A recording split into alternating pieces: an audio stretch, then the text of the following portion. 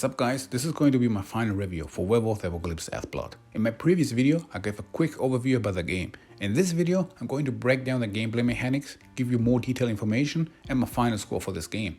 So let's begin. Werewolf the Apocalypse Earthblood is based on the World of Darkness tabletop games. It's a supernatural universe with vampires, werewolves, wraiths and mages. All these live amongst humans and have their own clans and societies. The game gives you a very small teaser of this universe by introducing the werewolves, which are called Garou. In the game, you can learn here and there something about the Garou and their different tribes. However, the game mainly focuses on one clan, Fianna, which lives in the forest and is considered as an eco-terrorist group by the evil corporation Andron. Andron's plan is to consume natural resources, which includes the forest where the werewolf lives. The player takes control of the main protagonist Cahal, which is also a Garou. Together with his tribe, Cahal infiltrates Andron to destroy it from the inside. The game doesn't throw you straight into the lion's den, but into the wolf's outpost, which is a free to explore area. There you can gather intel or talk to multiple NPCs. The dialogue gives you choices that lets you decide how the conversations follow. The conversations have no impact on the game, however. Also, you'll find some collectibles or talk to ghosts of your fallen werewolf comrades. From the forest area you go to the mission objectives, which are facilities of Andron, which you have to infiltrate. The infiltration happens most of the time in your wolf form, which is called Lupus. By pressing circle, Cahal will transform instantly into his Lupus form, which gives you the advantage of sneaking quick through enemies without making any noises. As Lupus, you can also enter vents to enter different areas and rooms, or bypass guards. You can deactivate while sneaking through the basements, cameras and turrets, which can help you significantly if you want to sneak through guards. It's also possible to destroy reinforcement doors. It will reduce the amount of guards you have to deal with if you get spotted. Cahal can perform stealth kills and use the crossbow from the distance. With the so-called penumbra vision, Cahal is able to see interesting points which are highlighted. You can unlock stealth abilities, for example electric arrows for your crossbow or the camouflage skill, which will make it harder for enemies to spot Cahal in his Lupus form. Instead of gaining XP points after battles, you'll need spirits points for unlocking special abilities which can be found in the camp, enemy facilities or by completing side activities. If you get spotted, Cahal will transform into his werewolf form, which is called Crino in the game. In werewolf/Crino form, you have two different stances, agile and heavy stance. Both stances have their own light and strong attacks, which can be combined into combos. You also have your rage meter, which will increase with every hit. By consuming chunks of that meter, you'll be able to perform special moves. You have 4 for each stance, which can be like the stat abilities unlocked with spirit points. Some of them are more passive and let you regenerate health or strengthen your attacks. Others are powerful special attacks. For example, you have Ballow's Grasp. That attack will elevate your opponents around you, or Rush, which will make Cahal rush through enemies. There is another meter that fills during combat, the Rage meter. When maxed out, you'll be able to unleash Frenzy werewolf form. In Frenzy, Cahal will have the benefits of both stances, meaning he is quick and extremely powerful. Only downside, you cannot perform special attacks during Frenzy. It's fun to combine two stances together. For the most part, I start with light attacks from the Agile stance and then I switch immediately into Heavy stance to deliver a powerful hit or special attack. There are different kind of enemies you will encounter during the game. There are the normal guards, which you'll encounter already during sneaking sections. Some of them have shields, which require stronger attacks. Some will try to surround you and take you down with shotguns, and some will try to shoot silver bullets with a rifle. The silver bullets are extra harmful for Cahal since they will reduce the health bar permanently till the end of the battle. I really don't want to spoil anything, but it's worth mentioning that the enemy variation starts to increase when reaching somewhat 50% of the game. Soldiers will have some kind of mutation, which remind me very much of the Las Plagas parasite.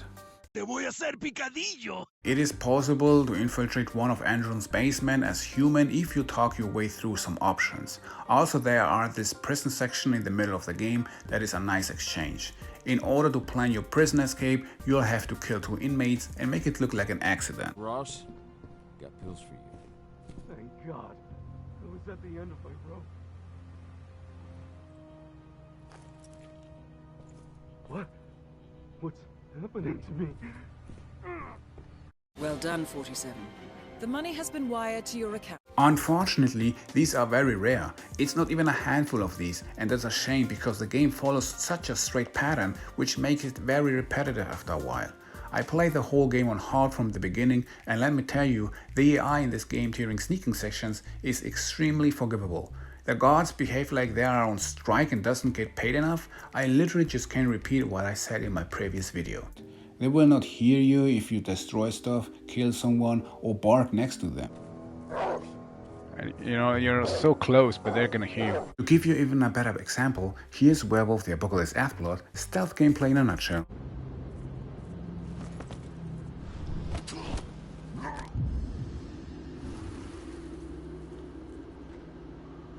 Be ready for anything.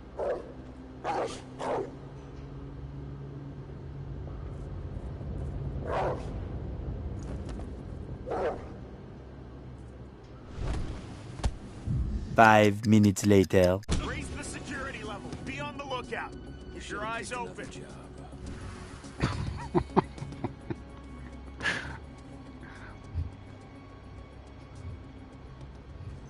Heads up. Looks like we've got company.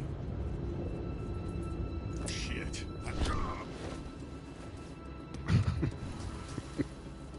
Hilarious. These sneaking sections of the game starts to repeat itself after an hour, which made me absolutely not care if I get spotted or not. I mean, you have abilities to upgrade stealth, but trust me, you don't need any of those. So I most of the time fought my way through, and don't get me wrong, fighting is fun, but it also has its flaws. For example, you cannot block in this game, therefore you have to dodge, but it's really hard to find here the perfect timing since the dodging mechanic's a bit clunky. Enemies are kinda unbalanced. You have those ultimate strong dudes with miniguns that kill you with 2 to 3 shots. Even in your strongest frenzy form, these guys are tough as hell, but the bigger mecha warriors for whatever reason are very simple to kill. The normal soldiers are just standing there. The boss fights are very unspectacular because they just have like 2 fighting patterns, which makes them predictable and ridiculous easy to beat. There was just this exception where I had to fight 2 werewolves. I was stuck in a section for like 30 minutes. I somehow managed to beat those because I smashed the dodging button like crazy, like you should smash the like button in this video by the way. I wish that devs would add sneaking sections like some kind of minigame in this game. Like Dead to Rise for example, where you had to sneak with the main protagonist Husky Dog, focusing here to deliver pure hack and slash game with more variation of moves, maybe some more brutal finish moves would fit here so much more, but unfortunately the stealth gameplay takes easily 50 or even 60% of the game, depending on how you play. And that was just the bad stuff from the gameplay. Let's not mention the graphics that makes this game look like a remaster game. The face animations are so ugly that makes you wonder if these folks are actually werewolves or some kind of aliens. Also, the story is wasted potential in this game. It's so interesting, but the intel you gather with collecting letters or conversations not even scratches the surface what this universe has to offer. You just know there's conflict between tribes and clans.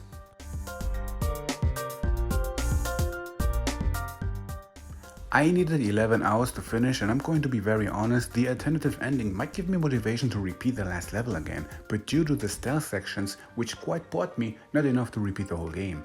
My final rating is a 6 out of 10. It's an average low budget game, but let's not forget here, it's not a full price title. The fighting and the interesting story saves this game being a complete mess.